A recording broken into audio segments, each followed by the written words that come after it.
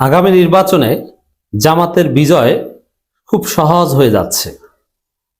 যেদিন যত যাচ্ছে আগামী নির্বাচন ওইরকম মারাত্মক প্রতিদ্বন্দ্বিতামূলক হবে এটাও মনে হচ্ছে না। যে জামাতের চ্যালেঞ্জ, প্রতিদ্বন্দ্বিতার সম্ভাবনা কমে যাচ্ছে, যে জামাত সহজে জিতে যাবে।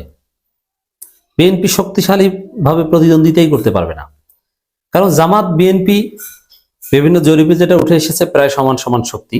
কিন্তু জোটে তো জামাত অনেক এগিয়ে, কারণ জামাতের সাথে আছে চরমোনাই, জামাতের সাথে অনেক দল এখন আসতে যাচ্ছে। কিন্তু বিএনপি জোট আস্তে আস্তে কমছে। বিএনপি সবচাইতে পাওয়ারফুল মিত্ররা এখন বলছে যে চান্দাবাজদের ভোট দিবেন না। মাহমুদুর রহমান মান্না মারাত্মক ভাবে খেপে গিয়েছেন, ডাক্তার মুস্তাফিজুর রহমান ইরান মারাত্মক ভাবে খেপে গিয়েছে। তো দর্শক, এদিকে বাংলাদেশের রাজনীতিতে মাহমুদুর রহমান মান্না, অমুক তমুক, জোনায়েদ সাকিরা যেমন, এদের ভোট নাই। কিন্তু জোটের রাজনীতিতে ফ্যাক্টরস বিএনপি জামাত এরা তো সমান সমান দল। কিন্তু জামাত এখন জনসমর্থনের দিক থেকে বিএনপির যেতে এগিয়ে গেছে, কিন্তু দুই প্রতিদ্বন্দ্বী দল হিসেবে আমি সমান সমান ধরলাম। কিন্তু জোটের সমীকরণে বিবেচ্য দল মূলত চরমোনাই, এনসিপি। এই চারটা দল হচ্ছে রাজনীতিতে গুরুত্বপূর্ণ অ্যাক্টরস, বিএনপি, জামাত আর তার বাইরে চরমোনাই, এনসিপি। কিন্তু বাস্তবে দেখা যাচ্ছে, আমরা যেটা দেখছি রাজনীতিতে, চরমোনাই এবং এনসিপি, চরমোনাই অলরেডি জামাতের সাথে চলে গেছে, আর এনসিপি বিএনপির সাথে যেতে পারছে না। বিএনপি নিজেরাই বিরাট ঘটনা ঘটিয়ে দিয়েছে যে এনসিপির সাথে জোট সম্ভব নয়। ওদিকে দুই উপদেষ্টা, ছাত্র উপদেষ্টা আসিফ এবং মাহফুজ, তারা না পারছে বিএনপিতে যেতে, না পারছে এনসিপিতে যেতে। বিএনপির সাথে জোট হচ্ছে না, কারণ বিএনপি কি করেছে, এনসিপির শীর্ষ নেতাদের আসনে বিএনপি প্রার্থী ঘোষণা করেছে। এটার উপর ভিত্তি করে বিভিন্ন গণমাধ্যম রিপোর্ট করেছে বিএনপি এনসিপি জোট গঠনে ভাটা, এনসিপির শীর্ষ নেতাদের আসনে প্রার্থী ঘোষণা বিএনপি। এরপরে দিবালোকের না স্পষ্ট হয়ে গেছে যে বিএনপি এনসিপি জোট সম্ভব না। আর হাসনাত আব্দুল্লাহ তো আগেই বলেছেন যে মরে গেলেও চান্দাবাজদের সাথে জোট করব না। তাহলে রাজনীতিতে সর্বশেষ যে সমীকরণ, বিএনপি নিজেরাই নিজেদের বিরুদ্ধে নিজের পায়ে নিজেই কুড়াল মেরেছে। এখানে বিএনপির জেতা আর সম্ভব নয়। জামাতের বিজয়টা সহজ হয়ে যাচ্ছে, কারণ এনসিপির চাইতে এমনিতেই চরমোনাই অনেক বড় দল।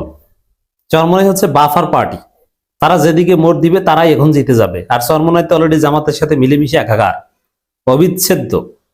অবিচ্ছেদ্য জোট চরমোনাই জামাত হয়ে গেছে, আদর্শিক জোট হয়ে গেছে।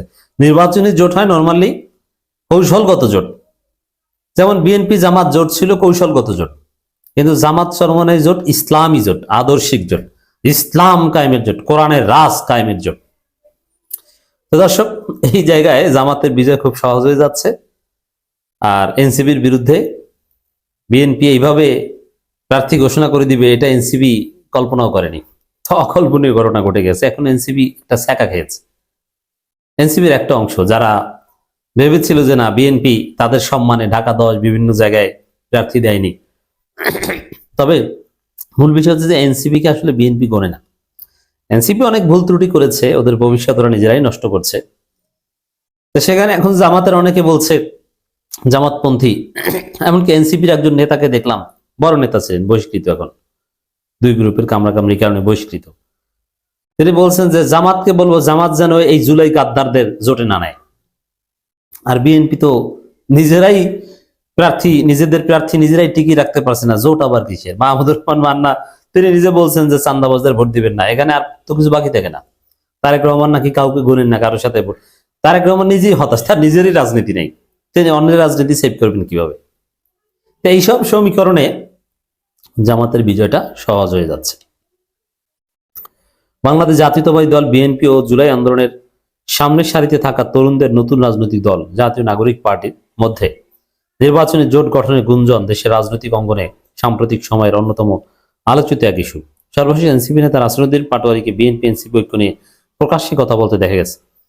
রাজধানী ঢাকা সহ বেশ কয়েকটি সংসদীয় আসনের সমঝোতার বিষয়ে দল দুটির মধ্যে অনানুষ্ঠানিক আলোচনা চলছে। এসবের মধ্যেই ত্রয়োদশ জাতীয় সংসদ নির্বাচনের সামনে রেখে দ্বিতীয় দফায় আরো 36টি আসনে দলের সম্ভাব্য প্রার্থীর নাম ঘোষণা করেছে বিএনপি। এই তালিকা বিশ্লেষণ করে, এই তালিকা বিশ্লেষণ করে যেটা দেখা গেছে যে এনসিপির গুরুত্বপূর্ণ সব নেতার আসনেই বিএনপি প্রার্থী ঘোষণা করেছে। এখন এটা দুইটা তাৎপর্য থাকতে পারে। একটা হচ্ছে যে আহ, যে বিএনপি এনসিপি কে আরো কম সিট দিতে চায়, কারণ এনসিপি অলরেডি অনেকটা বিএনপির ফাঁদে পড়েছে। বিএনপির কথায় খালেদা জিয়ার অসুস্থতা বিবেচনায় নির্বাচনের তফসিল আরো দেরিতে ঘোষণা করার কথা বলে ফেলেছে, এটা একটা ফাঁদ।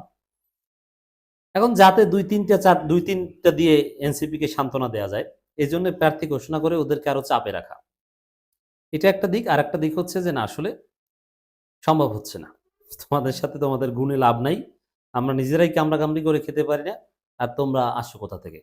দুইটা দিক। তো এই যে যেটাই ঘটুক, এই দুইটা জিনিসই জামাতের বিজয় সহজ করবে। আর এখানে নাসিরউদ্দিন পাটোয়ারি যে বিএনপি এনসিপি জোটের বিষয়ে যে বলেছিলেন, ওটার আবার আরেকটা কারণ আছে। বিএনপি এনসিপি জোটের হাকিকাত হচ্ছে